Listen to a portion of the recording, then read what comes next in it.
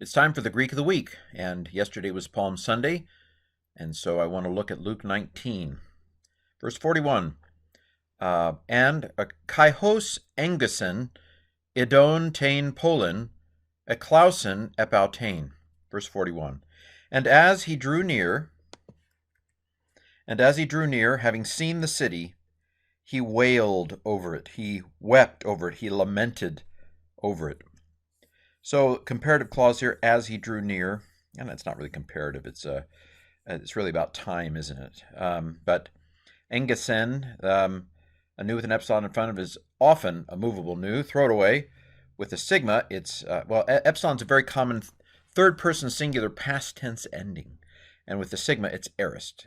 This is an augment. It's engidzo with an epsilon, so it is aorist, active indicative third singular from engidzo. And as he drew near, comma, having seen the city, comma, idon is the aorist participle of, let's say, horao or blepo, to see. It's irregular. Id, like video. There used to actually be a Greek letter, digamma, kind of looked like a fancy F, but it fell out of use in the language long before the New Testament.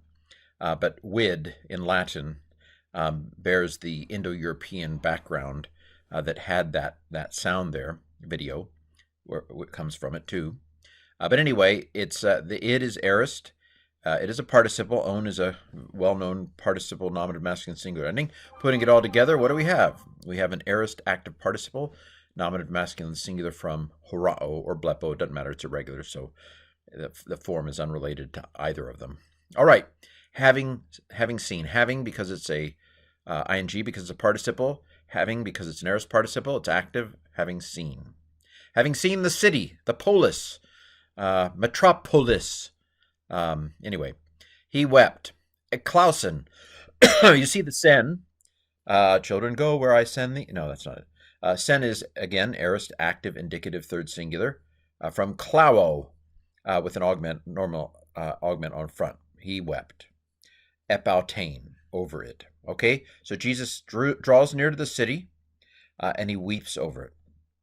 42. Legon hoti egnos en te hemerataute, kaisu ta pros erenein.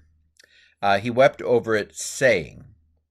And then this is the beginning of a quote. In some Bibles, this epsilon would be capitalized. The hoti is really not translated. It's basically playing the role of a quotation mark here. Saying, quote, if you had known in this day. It's very interesting. Now, what you need to realize is it was perfectly okay for somebody like Luke to paraphrase these things in a way that it has hindsight. So this has hindsight. If you had known in this day, Jesus is adopting the perspective, I would say, of post-destruction of Jerusalem. This I'm doing 4 verses today because I just couldn't stop. But the point of these verses, Luke is telling Theophilus and his readers that if the Jews had only understood what was going on, they would have been spared the destruction of the city in AD 70. Luke was almost certainly written after the destruction of Jerusalem, as we'll see in when my podcast. Whenever I get to Luke 21, it'll be a few weeks, but when I get to Luke 21, I will make the argument that the way that Luke has paraphrased Mark makes it pretty clear that Luke was written after the destruction of the temple. So there's a hindsight going on here. And Luke is trying to tell Theophilus through these words of Jesus here and to any other readers that it's a shame that Jerusalem had to be destroyed. That ultimately God allowed Jerusalem and the temple to be destroyed because they did not get it. They did not see that Jesus was the Messiah. That if you had known on this day, even you, the things for peace. All right. So egnos is, I gno this one. This is gnosko. It is aorist. This is a irregular, kind of a second aorist. It's irregular. The augment of the aorist. This is a second person singular. So this is aorist, active indicative, second singular from gnosko. saying, if you knew on this day, even you, the for peace things, this is neuter plural alpha, bingo, the things for peace. If you'd have known, if you knew on the day this, even you, the things for peace, nunde ekrube apu ophthalmon su. But even now, we're hidden from your eyes. This is, again, aorist. I think this is a second aorist passive. The theta's gone. But it is from, what is it, crypto, probably? Crypto through the two. No, that's not it. Cryptocurrency, hidden currency, crypto. So even now, we're hidden from the eyes of you. Aorist, passive, indicative, third singular from, I think it's crypto. I'm not 100% sure. Look it up. Double check me. Complain on YouTube if I'm wrong. I'm usually right. Ha! Anyway, so because, if you'd have only known, because hoti heikusin hemerai, days will come. This is Hakuna Matata. No, this is Eiko, and the C is the key to a hidden sigma, so it's future. Future, active, indicative, third plural from, I think, Heiko. Heiko. Because will come days. Days will come. This is the nominator, so it's days will come. Epise upon you. Days will come upon you. Kai perimbalusin hoi ekthroisu. Karaka. Days will come upon you, and they will. The enemies of you. This is the nominator, so this is the subject. And the enemies of you they'll throw around. They'll throw up next to. They will, this is a description, basically, of the Romans surrounding the city of Jerusalem. Like Luke 21, it's a very vivid portrayal of what happened. This is future. This is from Parabolo. In the present, it has two llamas. Two llamas. No, it has two lambdas in the present, but this is... it's perembalo. I'm sorry, that's not an augment there. Alongside of in they cast. I mean, that doesn't always work, but it kind of works here. Liquid verbs don't do sigmas, so the future of a liquid verb adds an epsilon and then it contracts. So there's been a crash between an epsilon and an omicron, and ooh is the result. And there's a police line saying, there's been a crash here, step back, nothing to see here, go home, everybody. So this is future active indicative third plural from parembalo with two lambdas.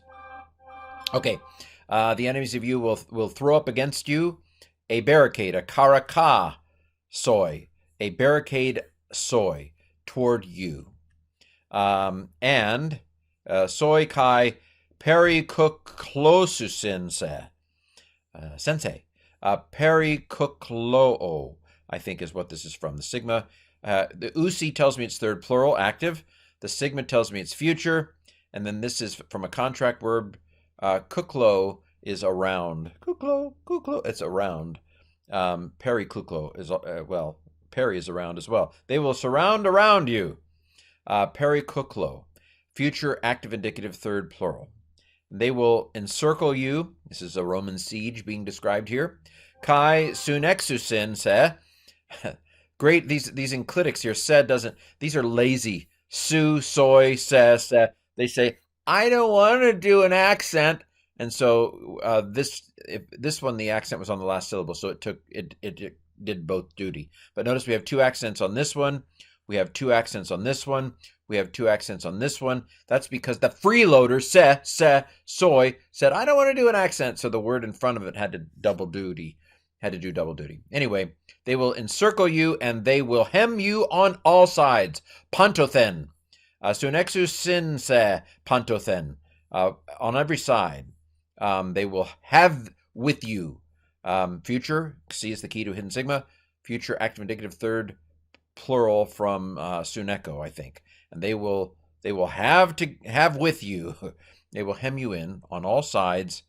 Kai edafiusin se kai ta teknasu en soy kai uk afesusin.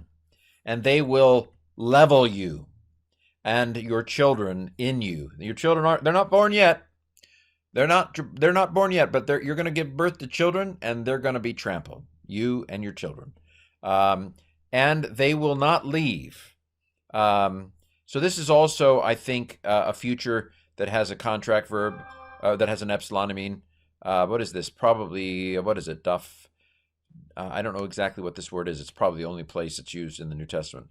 Daphiidzo or something like that. Or maybe. I'm not sure. Not sure what this base form is. But they're gonna level you. That can't be an augment. This has to be edafio or something like that. They will level you and your children in you, and they will not leave. So this is a phiemi. Usin is third plural active. Sigma is future. A phiemi. It's future active indicative third plural from a phiemi. They will not leave. Lithon epilithon ensoi. They will not leave stone upon stone among you. Anthon uk egnos ton chiron. Because of which you did not know the time, tes episkopesu, the time, because you didn't know. They didn't know. Because you did not know the time of your visitation. So you're not the only one that's going to suffer the consequences of this, but your children are going to suffer the consequences of this as well. Well, a dire prediction Jesus makes on his way into Jerusalem on Palm Sunday. This has been the Greek of the Week.